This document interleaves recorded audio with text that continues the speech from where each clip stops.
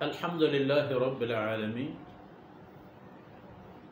والصلاة والسلام على خاتم الأنبياء والمرسلين قائد الغر المحجلين إمام الأنبياء وسيد المرسلين ورحمة الله للعالمين سيدنا محمد وعلى آله وصحبه أجمعين.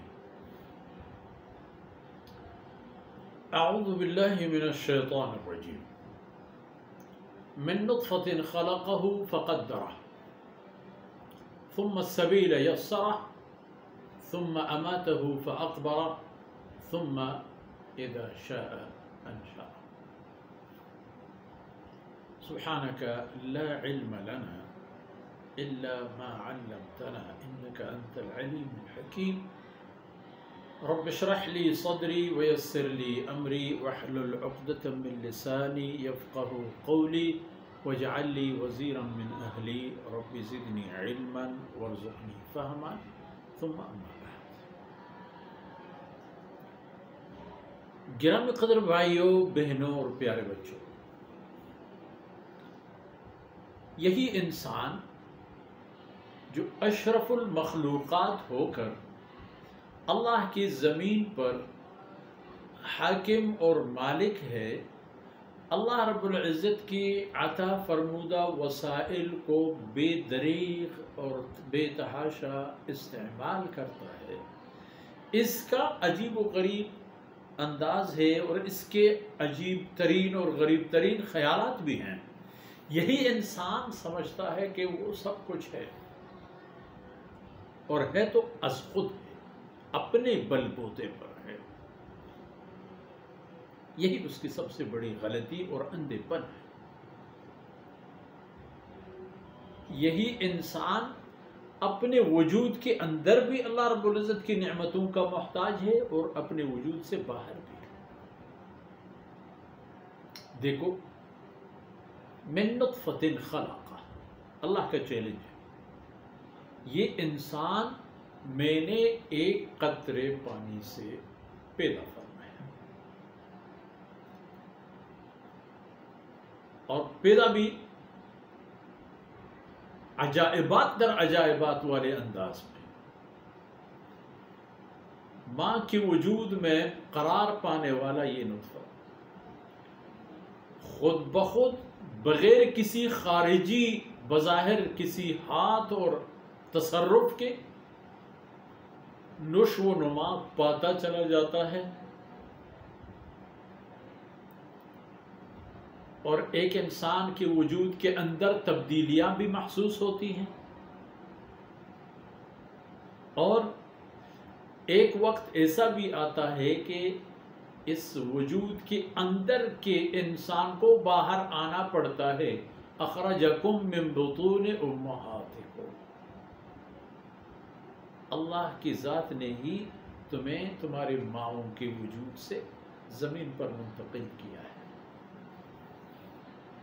من نطفۃ خلق، اور فقدر ثم السبیل یسر، پھر اللہ نے زمین پر بٹھا کے گنجائش اور استطاعت دے کر خیر اور شر کے تمام راستے اس کے لیے آسان کیے. گناہ بھی آسانی کے ساتھ کرتا ہے، ڈکیتیاں، چوریاں، جھوٹ، غیبت، شرک اور کفر اور ملاوٹ اور ذخیرہ اندوزی، کیا کیا جرائم ہیں جو نہیں کرتا. کسی کے دل میں یہ بات آئی، کسی کے دل میں یہ بات بھی آ گئی کہ ایک صاحب نے اپنے ایک نوکر کو ایک کپڑا دے دی بیچنے کے لیے کہ جاؤ بازار میں بیچ دو، اور یہ خیال رکھنا کہ اس میں ایک جگہ پٹا ہوا ہے، ایک پٹی ہوئی جگہ ہے، اس کو جو خرید لے اسے یہ دکھا دینا ہے کہ یہ عیب اس میں ہے.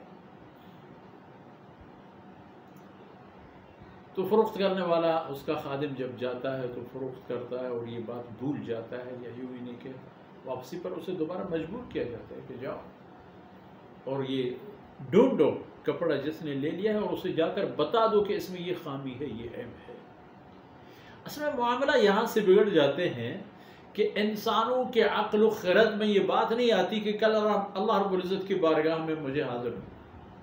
پیشی ہے، کوئی چیز چھپی ہوئی نہیں ہوتی.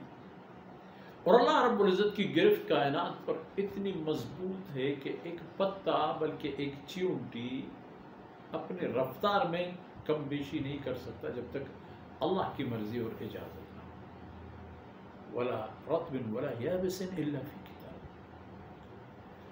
اللہ نے انسان کو ایک نطفہ سے پیدا کیا، ثم السبیل یسر. اب یہاں جتنے رستے ہیں اچائی اور برائی کے وہ اس کے لیے آسان ہے، لیکن یہ زندگی اور یہاں کی لمحات اور یہاں کی شب و روز چاہے جتنی طویل سمجھا جائے پھر بھی متاع قلیل کے بارے میں عرض کر چکا تھا کسی ایک موقع پر. مفسرین کا خیال ہے کہ متاع قلیل پوری ہستی جو اس دنیا میں موجود ہے، اس تمام کائنات کو اکٹھا کر کے کسی ایک آدمی کے ہاتھ میں دے دو پھر بھی متاع قلیل ہے، کم سے مقدار کی چیز ہے. پورے کائنات جمع کر کے ایک انسان کو دے دیں پھر بھی کم ہے، کیونکہ اس کا مقابلہ آخرت کی زندگی کے ساتھ کر لیں، اس کا مقابلہ اور موازنہ کریں جنت کے ساتھ، کہ وہاں اگر پھر دیکھیں گے جنت کی یہ حالت ہوگی کہ عرضھا کا عرض السماوات. پھر آپ کے اعمال، آپ کے کردار، آپ کی ایک تسبیح سبحان اللہ کہہ دینا یہ دنیا و ما فیہا سے بہتر ہے. دنیا اور ہر چیز دنیا میں سب سے بہتر ہے. ثم السبیل یسر. پھر اللہ رب العزت نے زندگی کے راستے اس کے لیے آسان کیے. کوئی بہت آسانی کے ساتھ نماز کے لیے جاتا ہے، کسی کو نماز کے لیے جاتے ہوئے دقت محسوس ہوتی ہے، کسی کو سجدے کرتے ہوئے بقول بعض جنون طاری ہوتا ہے. انسان کو احساس ہو جائے، پتہ چلنا چاہیے زندگی اور زندگی کے یہ لمحات آپ کی بہترین نقد چیزیں یہی ہیں. ان کو اللہ رب العزت سے سودا کر کے کھپا دیں اور اللہ رب العزت کی وہ نعمتیں لے لیں کہ جس کے کبھی کوئی انتہا نہیں ہوتا، قائمی اور دائمی نعمتیں. آج کی ہماری نشست ان باتوں پر اختتام پذیر ہوتا ہے. انشاءاللہ اگلی آیتوں میں مزید عرض کرنے کی سعادت حاصل کریں گے. اللہ رب العزت ان لمحات کو ہمارے لیے دنیا اور آخرت کی قیمتی سامان بنا دے اور ہم سب کی مغفرت فرما دے. اللہ رب العزت عالم اسلام کو سربلند رکھے، اسلام کا جھنڈا ہمیشہ سربلند رہے. وصلی اللہ علی نبینا محمد وعلی آلہ وصحبہ اجمعین.